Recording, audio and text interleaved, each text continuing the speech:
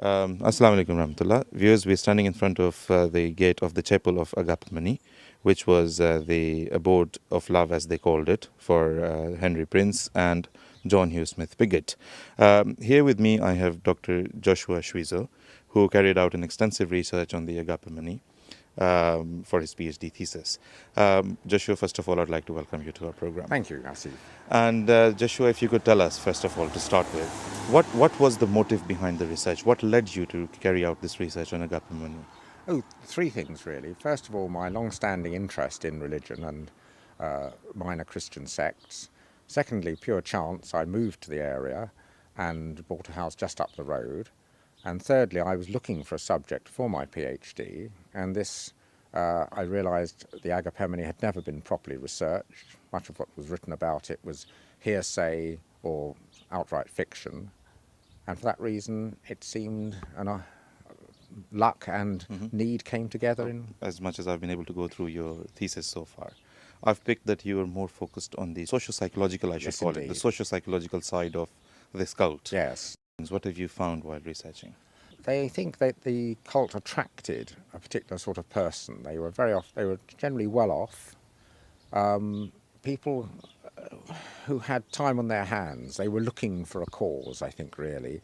And the Agapemone offered them an ideal cause for well-off Victorians, in as much as it was about religion, it was about community. They retreated to this community. It provided a sort of a rather comfortable living, I think one could say. And also it met their anxieties about the second coming, an anxiety which had become very strong in Britain. In the late 18th century, a number of cults had arisen which focused on this notion of the second coming. This had been obviously a Christian concern right from the days of Jesus, but in the late 18th century, the social changes underway in Britain and America in particular seem to have prompted a wave of evangelical Protestants who attempted to calculate when Jesus was expected to return. The figure given by many was somewhere in the 1840s. Prince, the founder of this group, seems to have picked this up, and the chapel behind us was actually opened early in 1845. The buildings of the community were built within the same year, and the intention seems to have been that they would retreat into this community. Over the next, I suppose, 50 or 60 years, the group sat tight, so as to speak, waiting for the coming of Christ, but he never came. Smyth-Pigott and his followers represented a new movement, a new wave of enthusiasm and funds, one can say. This led to the Smyth-Pigott to build his own chapel in Clapton. Okay. And when Prince died, Smyth-Pigott then was able to make this quite new claim that while Prince had only said that he was the forecomer, the John the Baptist to the returning Messiah, Smyth-Pigott was able to say that he was the fulfilment of Prince's prophecies, and he was the new Messiah. And that's at the point when he got into controversies, and not only with the press, but also with the founder of your own religion. Right, Joshua. And now initially, obviously, it was a claim of being the second coming of the Yes. Messiah. But then we see that he moves on to making very bold claims of being God. But then, obviously, because of the pressure that was built on him, because Yes. of the warning sent by the founder of our community as well, we see that he does sort of refrain from those claims and goes Yes. down to milder claims. So would you like to say something about that?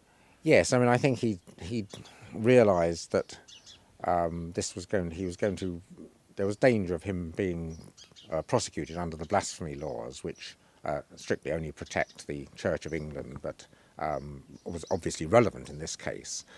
And it also, his personal situation, he was living in with a woman who was not his wife, Sister Ruth, apparently with the happy participation of his wife. When he moves down here, his claims are always moderated. I think the rather flowery language he used enabled him to make claims that could be read in many different ways. So if you wanted to read them in a sort of sense of divinity, you could. If you didn't care to read them, or if he wished to deny that he was claiming to be God, the way he phrased things, the circumlocutions, enabled him to do that. And the Agapemone, though it did issue sort of what you might call publicity statements occasionally, these were always of a very circumspect nature, as I think you've realised. Absolutely. But on the contrast, we see that before this, the claims were very boldly made and very much publicised, isn't it? That's right, yes. Yes, I mean, they're still a little unwise, I mean, but not generally about his divinity. When his children are born, he invites the local registrar of births, marriages and deaths in to certify, and to record this. And it's that action which enables the Church of England to eventually expel him from the ranks of their clergy, because he had violated a canon law. He was living with a woman who was not his wife and had fathered children by her. And that was their proof. They were able to prove this, that it was him who had broken the church law in that respect. Yeah. Right. But obviously before he was defrocked by the Church of England, he definitely had made his claims moderate and taken back his claim of divinity. He'd backed off and retreated from these claims. Joshua, we see that Smyth-Pigott passed away in 1927. Yes. Is that where the group came to an end, or was it with the death of Ruth? But I mean, what was the end of this group? The end of the group occurs really, I think, in the late 1950s, and it's not so much a bang, but as T.S. Eliot says in his poem, more a whimper. They simply fade out. The last old ladies move elsewhere, and the property is broken up and sold for a building development. Whereas Prince's community had been dynamic originally, and he probably had, in the 1840s, 1850s, 600 to 1,000 followers in the area, as well as not all of them here, spread out across the West Country. Smyth-Pigott, apart from his group in London and another group in Reading, seems to have never sort of managed to build a mass movement. And after he'd retreated to this spot here, it thereafter slowly shrank. They made no new converts, and so inevitably the group demographically shrank and expired. And I think the last member of the group died in the early 1990s. I was going to interview her. She had given interviews to no one, but someone who knew her well persuaded her to give me an interview. And the evening before I was due to interview her, she died.